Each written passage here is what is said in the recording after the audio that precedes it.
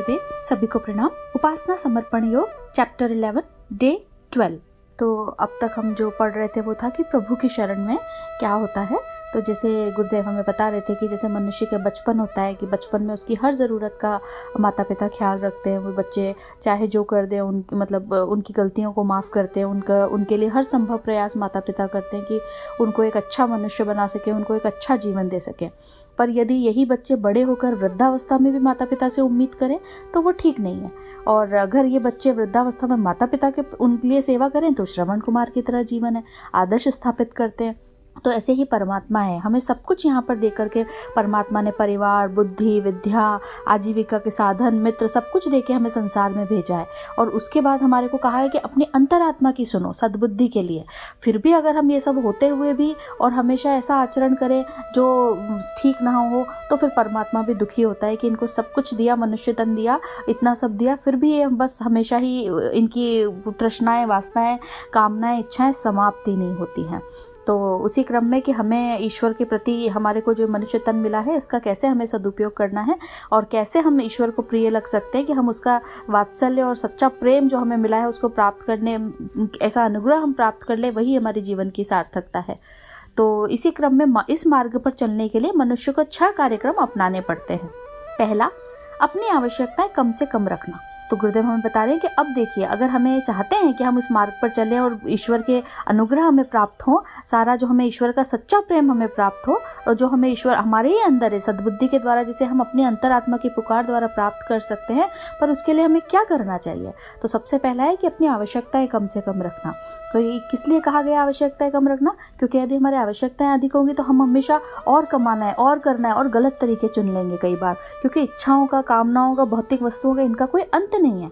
तो हमारी अगर ज़रूरतें कम होगी, कहते हैं ना सादा जीवन उच्च विचार, अगर इस तरह की हमारी सोच होगी, और कहीं हमारे महापुरुष ऐसे रहे हैं, गुरुदेव का हमारे जीवन ऐसा रहा है जहाँ पर कि अगर उनके जीवन में हम देखें तो ऐसा कुछ नहीं था जिसके लिए कि उनके पास सब कुछ होते हुए भी ये भौतिक संसार की चीज़ों ने उनको कभी भी प्रभावित नहीं किया। हमारे कई उच्च पदासीन अधिकारी ऐसे रहे हैं जिनका कि एक समय के हमारे प्रधानमंत्री रह चुके हैं।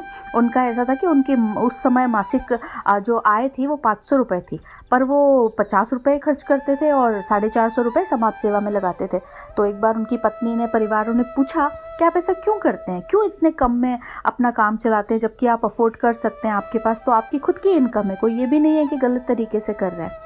तो उनका ये कहना था कि एक औसत भारतीय परिवार के अंदर इतने में ही गुजारा होता है, तो हमें उतने में ही करना चाहिए। हम जनता की सेवा करने के लिए हम इसके अधिकारी नहीं हो गए हैं कि हम ये करें। तो इस तरह की सोच, इतनी महान दूरदृष्टि सोच वाले जब हमारे यहाँ पे होते हैं, तो जब वो शरीर छोड़ के भी चले जाते हैं पर वो ऐसा आदर्श स्थापित करके जाते हैं कि फिर उसको जब हम उन आदर्शों को सुनते समझते तो हमें भी प्रेरणा मिलती है।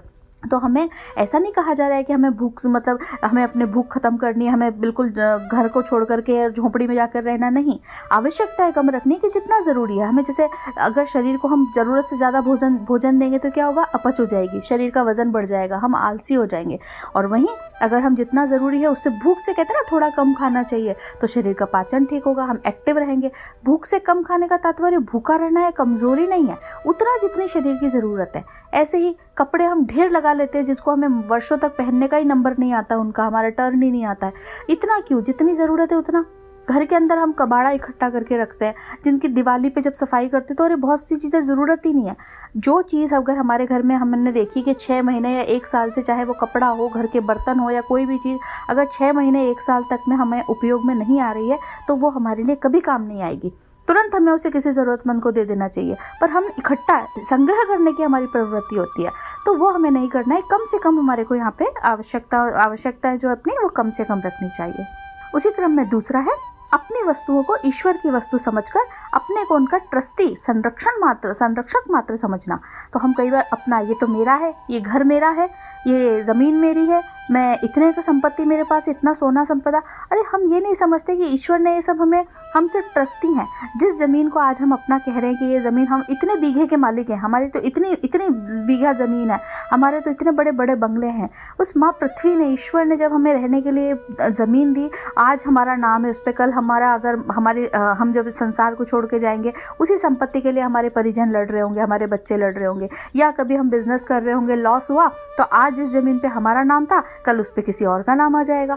तो वो ज़मीन हमारी कहाँ थी, वो वस्तु हमारी कहाँ थी? हम तो सिर्फ एक ट्रस्टी अधिकारी थे। हमको जो अमूल्य तन मिला, अमूल्य ये जो विद्या, ये संस्कार, ये परिवार, ये मित्र, ये भावनाएं, ये जो करने की हमें बुद्धि मिली, उन सबको तो हमने कहीं गिना ही नहीं, जिनका अमूल्य धरोहर थी। और हम इन्हीं भौतिक संसार की चीज़ों में रह जाते हैं। हम ये समझ ही नहीं पाते कि ईश्वर ने इन सब चीज़ों का हमें, जैसे हमारी संतान सबसे बड़ी, हमें क्या होता है, हम उन्हें एक जीवन जो हमें आए हैं हम उन पे भी अधिकार जमाने लगते हैं। हम ये नहीं सोचते कि उन्हें अच्छे संस्कार देकर समाज के लिए ऐसा समर्पित करें कि अच्छे राष्ट्र का निर्माण हो, हमारी संस्कृति जो है वो बनी रहे, बची रहे, आगे हम इनको वो धरोहर के रूप में दें। तो बस हमें यहाँ गुरुदेव बता रहे हैं कि अगर हम अपनी जो भी वस्तु हो, भौतिक संसार की हो, जो भी, अगर हम उसको ये समझे कि ईश्वर ने ये वस्तुओं का हमें ट्रस्टी है बस अगर हम, तो फिर हमारे को कभी उनसे अटैचमेंट, उनके जाने का भी और हमारे पास होने का भी, दोनों स्थिति में नहीं होगा। राजा जनक थे ना, उनके पास में वो क्या करते थे, बिल्कुल सन्यासी का, साधु का जीवन जिया करते थे। क्यों? क्योंकि उनको ये पता था कि ये जो सारी संपदा जिसके लिए मुझे राजा कहा जा रहा है, मैं इसका संरक्षण हूँ, मुझे ये अधिकार दिया गया है, मैं ये इसका अधिकारी नहीं हूँ, मैं सेवक हूँ जनता का। तो उनका जीवन एक आम सन्यासी की तरह था। तो वो बड़े मनस्वी, यशस्वी, तपस्वी राजा कहलाए। जो ऋषि मुनीषों ने वर्षों तपस्या करके जो तप का फल प्राप्त किया और जो नाम प्राप्त किया था, यश प्राप्त किया था, वो राजा जनक को सांसारिक जीवन में था। क्योंकि सांसारिक जीवन में रहते हुए भी वो बिल्कुल उनसे अटैच नहीं थे, आध्यात्मिक जीवन जिया करते थे। तो हमें ईश्वर का अपने आप को ये समझना है कि जो भी हमें मिला है हम उसके संरक्षक हैं। फिर तीसरा है, सामने उपस्थित कठिनाइयों से परेशान न होकर उन्हें विवेक पूर्वक सुलझाना तथा जो न टल सके उन्हें प्रारब्ध भोग समझकर धैर्यपूर्वक सहना। तो कई बार होता है कि हमारे जीवन में ऐसी स्थितियां आती है कि हम परेशान हो जाते हैं एकदम, अरे अब तो बिजनेस में लॉस हो गया, अब तो हम कभी वापस खड़े ही नहीं हो पाएंगे, हमारे पास तो अरबों खरबों की संपत्ति थी, हम तो बिल्कुल ऐसे थे, सोने की थाली में खाना खाया करते थे, अब तो कुछ नहीं रहा, हताश हो जाते हैं। तो ये जीवन में चलता रहता है ऐसा। और कई बार और भी परिस्थितियाँ शारीरिक आ गई कि कोई व्यक्ति है वो उसको काफ़ी गंभीर चोटें लग गई हैं या बीमारी ऐसी है जो ठीक नहीं हो पा रही। तो हमें प्रयास करना है, जब हम शांत चित्त होकर सोचेंगे तो चाहे कितना भी बड़ा नुकसान क्यों ना हो, उसका कुछ ना कुछ हल निकल आएगा। कहते हैं ना, हर समस्या से पहले उसका हल होता है, हर प्रश्न के साथ उसका उत्तर ज़रूर होता है। हमें उत्तर पता होता है, हम प्रश्न खोज रहे होते हैं, प्रश्न लेके घूम रहे होते हैं, उत्तर भी उसी के साथ होता है। तो जब हम ये देखें तो कोई भी परेशानी नहीं लगेगी। और फिर भी अगर ऐसा हो रहा है कि हम उसका कोई हल हमें नहीं सूझ रहा, या जो भी हमने संभव प्रयास किए उसके बाद भी वो चीज़ नहीं हो पा रही है, तो उसे प्रारब्ध भोग अगर समझकर हम उसको भोग लेंगे ना, तो वो कष्ट, कठिनाई कम हो जाएगी। जब हमें पता है कि किसी वस्तु से हमारा हाथ, अगर हमने किचन में काम करते वक्त चाकू से कट गया, हाय मेरा हाथ कट गया, अब तो कभी हाथ ठीक नहीं होगा, ये तो मेरा हमेशा का हो गया, हम या तो रोते रहें या तुरंत उसके ऊपर हम जो है मलहम लगा दें, थोड़े समय में ठीक हो जाएगा। तो यही है कि कोई परिस्थितियां हमारे सामने ऐसी आ रही है जिनका कि हम हल नहीं निकाल पा रहे हैं, हल निकालने का प्रयास करें, नहीं तो प्रारब्ध समझकर अगर हम उसको धैर्यपूर्वक सह लेंगे तो वो हंसते हंसते जीवन के अंदर निकल जाएगी। कई व्यक्ति होते हैं जैसे जीवन में उनको हम देखते हैं कि माना 2 व्यक्ति हैं और दोनों को कैंसर हो रहा है। अब एक है हंसते हंसते बिल्कुल ठीक है, हो गया है, तो उसके लिए वो जो भी उनको योगा अभ्यास दिए गए हैं, आयुर्वेदिक डाइट दी गई है, जो भी आहार दिया गया है, वो बड़े तन्मयता से पालन कर रहे हैं दोनों ही लोग। पर एक, हाय मुझे हो गया, अब पता नहीं क्या होगा, मेरा तो 4th स्टेज चल रहा है, अब तो कुछ हो ही नहीं सकता, मेरा तो इतना सा जीवन है, मैं क्या नहीं कर लूँ, दुखी परेशान रहेंगे। और दूसरे कि जितना समय बचा है उसको कैसे सदुपयोग करें, कैसे अपने अंदर पॉजिटिविटी लेकर के आएँ कि वो जो कैंसर के जो कीटाणु हमारे शरीर के अंदर है, वो जो सेल उनके अंदर वो चले हैं, वो भी खत्म हो जाते हैं और वो बिल्कुल ठीक हो जाते हैं। लाइलाज बीमारी से लोग ठीक होकर के बाहर आ जाते हैं और कई लोग छोटी छोटी बीमारियों में ही मतलब अपना दम तोड़ देते हैं। तो हमारे को यही चीज़ बहुत ध्यान रखनी ज़रूरी है कि हमें जो है धैर्यपूर्वक जो है परिस्थितियाँ आ रही है उसको कैसे सुलझाना है या प्रारब्ध समझकर हमें उन्हें सहन कर लेना है। चौथा है मन को भगवान में लगाए रखने के लिए भजन पूजन करना। तो ये हमने देखा ही, शुरुआत ही हमारी इस अध्याय की वहीं से हुई थी कि गौड़ी भक्ति करना है तो परा तक हम पहुँचेंगे। तो मन को लगाए रखने के लिए भजन पूजन क्यों करना है? क्योंकि जिसका हम भजन पूजन करेंगे वो देव गुण हमारे अंदर आएंगे। कहते हैं ना कि वो झिंगुर है, वो भृगु के उसके आसपास वो घूमता है तो वो भी वैसे ही भंवर हो जाता है। तो कैसे हो जाता है? जिसकी संगत में रहते हैं उसका असर आता है, जिसके बारे में सोचते हैं वैसा असर आता है। कहते हैं ना, हमें सविता देवता का ध्यान करो, चंद्रमा का ध्यान करो, गणेश जी का करो। क्यों? ताकि इनके जो गुण हैं वो हमारे अंदर उतरने लगे। तो उसको देवत्व को प्राप्त करने के लिए हमें भजन पूजन करना चाहिए। तो हमारे को संसार में तो रहना है, पर अपने मन को, जैसे कि नाव समुद्र के अंदर तो रहती है, पानी के अंदर तो रहती है, पर वो पानी के ऊपर रहती है। अगर उसमें छेद हो जाए या वो उसमें पानी आ जाए तो वो डूब जाएगी। तो हमें संसार में रहना है, पर अपने मन को भगवान में लगाए रहना है, भजन पूजन में लगाए रहना है। 5वां है अपने कुविचारों, दुर्गुणों तथा अकर्मों को हटाने तथा घटाने के लिए निरंतर प्रयत्न करना। तो हम ये कई बार हम देखते भी है कि हमें अवेयरनेस ही नहीं होती, हम दूसरों के दोष दुर्गुणों पे हमेशा चिंतन मनन कर रहे होते हैं। पर यदि हम अपने अंदर के दोष दुर्गुणों को देखें, अपने कुविचारों को देखने का प्रयास करें और उनको हटाने का निरंतर प्रयत्न करें, तो हमें किसी और को कुछ करने की ज़रूरत नहीं पड़ेगी। गुरुदेव कहते हैं ना, हम बदलेंगे युग बदलेगा, हम सुधरेंगे युग सुधरेगा। तो ये वही चीज़ है कि हम अपना सुधार, संसार की सबसे बड़ी सेवा, अपने ऊपर ही काम कर सकते हैं। और जब हम अपने ऊपर काम करेंगे तो हमारे आसपास का वातावरण भी हमारे अनुकूल होने लगेगा। हमें किसी को बदलने की ज़रूरत नहीं। तो हमें सदा अपने ही कुविचार, अपने ही दुर्गुणों को हटाने का प्रयास करना है। अपने अंदर निरंतर सद्गुण कैसे लाएं वो प्रयास करें। तो जब हमारे अंदर सद्गुण बढ़ते जाएंगे तो कुविचार स्वतः हटते चले जाएंगे। जब पानी का गिलास खाली हो, उसके अंदर पानी डाले तो खाली हवा कहाँ चलेगी, पानी आ गया अब उसके अंदर। यह कचरा था और पानी डालते गए तो कचरा निकलता गया, एक समय के बाद में पानी साफ हो गया। तो उसी तरह से जब हम अपने अंदर सद्गुणों को डालने का प्रयास करते रहेंगे प्रतिदिन, जप तप ध्यान स्वाध्याय सेवा से, तो वो हमारे अंदर के जो कुविचार होंगे, दुर्गुण होंगे, वो धीरे धीरे हटते चले जाएंगे। हमें बस यही प्रयास करना चाहिए। और छठी बात जो गुरुदेव हमें बता रहे हैं वो है दूसरों की भलाई के लिए कुछ न कुछ काम ईश्वर की सेवा समझकर नित्य ही करते रहना चाहिए। तो हम ये भी हमें ये कहा गया है कि सिर्फ अपने लिए नहीं जीना है हमें। गुरुदेव इसीलिए कहते हैं ना, अपना काम तो किया, परिवार को समय भी दिया, पर दूसरों के लिए कुछ न कुछ काम नित्य करते रहना है। जो अगर हम कभी दूसरों के लिए नहीं जिए, अपने लिए जिए तो क्या जिए, कहते ना। तो अपने लिए जीना तो स्वार्थ हो जाएगा। जब हम किसी और की भलाई के लिए कुछ परमार्थ में करेंगे तो परमार्थ में स्वार्थ भी सिद्ध हो जाता है। जो व्यक्ति इन 6 कार्यक्रमों को जितने अंशों में अपनाता है वह उतना ही भगवान का भक्त है। परम पिता उससे उतना ही प्रसन्न और संतुष्ट रहता है। जिसके कार्य इन 6 बातों से जितने ही विपरीत हैं, समझना चाहिए कि वह ईश्वर की उतनी ही अवज्ञा कर रहा है और उसका कोपभाजन बन रहा है। तो ईश्वर हमें सब कुछ देके तो भेजा है, पर अगर हम इनमें से कोई चीज़ें अपना रहे, कोई नहीं अपना रहे या बिल्कुल नहीं अपना रहे, तो ईश्वर कभी हमसे प्रसन्न नहीं होगा। जो 84 लाख योनियों के बाद हमने मनुष्य तन प्राप्त करके भी अगर हम पशुवत जीवन जिए या स्वार्थवश जीवन जिए, तो ईश्वर के फिर हमें कोप का प्रकोप हमें सहना पड़ता है। तो हमें ईश्वर की आज्ञा का पालन करने के लिए, ईश्वर को प्रसन्न रखने के लिए, हमारा परम पिता हमसे प्रसन्न और संतुष्ट रहे, इन 6 बातों को अपने जीवन में उतारना चाहिए। सुर दुर्लभ मनुष्य जीवन प्राप्त करने का अलभ्य अवसर प्राप्त करने के पश्चात सबसे बड़ी बुद्धिमानी यह है कि अपने आप को भव बंधनों से मुक्त करने के लिए सच्चे हृदय से और पूरी सावधानी के साथ लगाएं। तो हमें यह है कि हमें जो जीवन तन मिला तो है, इतना अच्छा अवसर हमें दिया गया है, तो हमारा बुद्धिमानी किसमें है कि हम यहाँ पे इस भवसागर से मुक्त होने के लिए बस पूरी तरह तन्मयता से बस अपने आप को यहाँ पर लगा दें कि हमें कैसे परमपिता को प्राप्त करना है, कैसे इस जीवन को हमें जो है उपयोगी बनाना है। शरीर को जीवन यात्रा के प्रयोजनों में और मन को भगवान में लगाए रहें। सत्कर्मों के द्वारा अपना आदर्श उज्जवल करना, प्रभु के बगीचे संसार को अधिक सुरम्य बनाने के लिए निरंतर लोक सेवा एवं परमार्थ के कार्यों में संलग्न रहना, यही जीवन का सर्वोत्तम सदुपयोग है।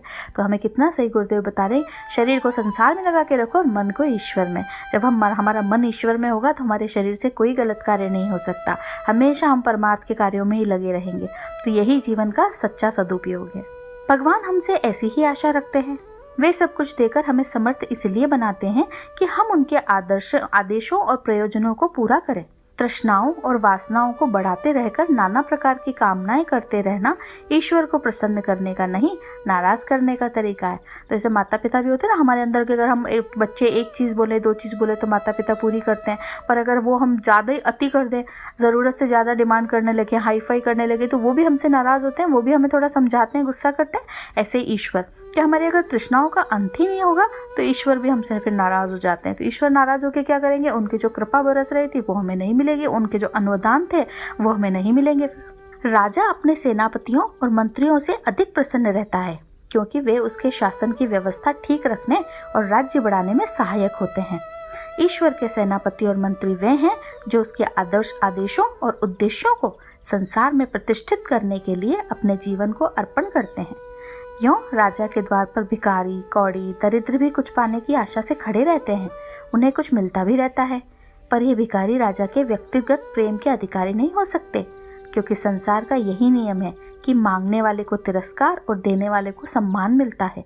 ईश्वर ने हमें बहुत कुछ दिया है, अब हमारी बारी है कि हम उसे कुछ दें। ईश्वर की शरण में अपने को अर्पण करके उसके आदेशों तथा उद्देश्यों को अपने में समस्त संसार में मानव मात्र में स्थापना करने के लिए श्रद्धा और तत्परता पूर्वक संलग्न हो। यह गतिविधि अपनाने के पश्चात हमारा कल्याण सुनिश्चित हो जाने में कोई संदेह नहीं रहता। हमें फिर बता रहे हैं यहाँ पे बार बार कि हम क्या हैं, ईश्वर के प्रतिनिधि बनना है हमें। राजा के दरबार में सेनापति जो होते हैं उनसे राजा सलाह मशवरा लेता है, उनके साथ साथ में भोजन करेगा, उनके साथ सलाह मशवरा, उनकी बातों पे विचार विमर्श। पर राज दरबार के बाहर अगर भिखारी खड़े हैं तो उनको मिल जाता है कुछ, पर फिर उनका वो सम्मान वो नहीं होता है कि राजा के खास हो। तो ऐसे ही जब हम ईश्वर का कि हम खास बनना चाहते हैं तो हमें ईश्वर की सेवा करनी चाहिए। जब हम देने का भाव रखते हैं तो ईश्वर की शरण में होते हैं, और हम अगर देने का ईश्वर की शरण में अपने आप को अर्पित करके उनके आदेश और उद्देश्य को लेते हैं, तो संसार में अगर हमारा उद्देश्य ये रह जाता है कि हम बस मानव मात्र की सेवा ही करनी है, तब ईश्वर के हम खास हो जाते हैं, और तभी हमारा इसके साथ कल्याण हो सकता है, अथवा हमारा जीवन में कुछ नहीं हो सकता है। इस ईश्वरार्पण संकल्प के लिए, आत्मदान के लिए भावना वाले, चैतन्य आत्मा वाले सक्रिय सत्पुरुषों के लिए आज के देश काल पात्र की स्थिति के अनुरूप सुव्यवस्थित योजना सर्वसाधारण के सामने उपस्थित है। तो हमें ये भी बता दिया कि ऐसा नहीं है कि ये सब पाने के लिए हमें पता नहीं है क्या करना है। जी हमें पता तो है ये सब करना है, पर करें कैसे, सब कुछ कैसे करना है, क्या करना है, सब कुछ हमारे सामने देश काल पात्र के अनुसार हमें दिया गया है। बस ज़रूरत है कि हम उन्हें अपने जीवन में उतारें। तो इस तरह से गुरुदेव ने बहुत ही अच्छे तरीके से, बहुत सरल माध्यम से हमें हमारे जीवन में उतरे इस तरह की बातें हमें बताई। हम इनको अपने जीवन में उतारने का यथासंभव प्रयास करें। इसी के साथ आज के स्वाध्याय को यहीं विराम देते हैं। पुनः इसी क्रम में आगे मिलेंगे। जय गुरुदेव, सभी को प्रणाम। हमारे YouTube चैनल को सब्सक्राइब करें और बेल आइकन को दबाकर ऑल पर क्लिक करें ताकि नोटिफिकेशंस आपको मिलती रहें।